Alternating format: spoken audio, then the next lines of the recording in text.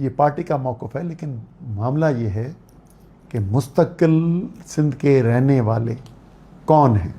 تو مستقل سندھ میں رہنے والوں میں بڑی آبادی جو 47 سے 52 کے درمیان مائیگریٹ ہوئی، ادھر آئی۔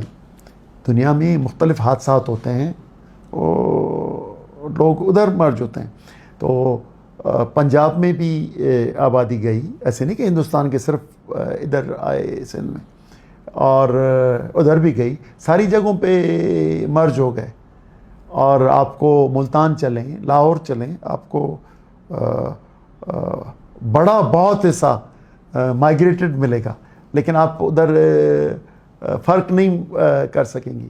لیکن ادھر تو ایک ہونے نہیں دیتے، لیکن سندھ یونائٹڈ پارٹی کا عزم ہے، یہ ایک ہیں، اور یہ جو مختلف بانٹنے کی باتیں کرتے ہیں ان کے ہم خلاف ہیں، ان کی سوچ کے۔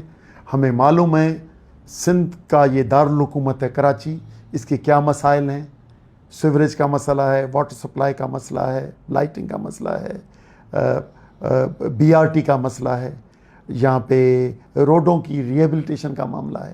900 ارب اگر دے دیں تو یہ ساری چیزیں ہو سکتی ہیں ہم ایک ٹائم، اور پورٹ پہ جو ٹیکسز لگائے ہیں وہ ہم اپنے میٹروپولیٹن کو دے دیں تو یہ ٹھیک ہو سکتی ہیں۔ ضروری ہے کہ یہ بانٹنے کی سیاست ہے، یہ ان پارٹیوں کی نہیں ہے۔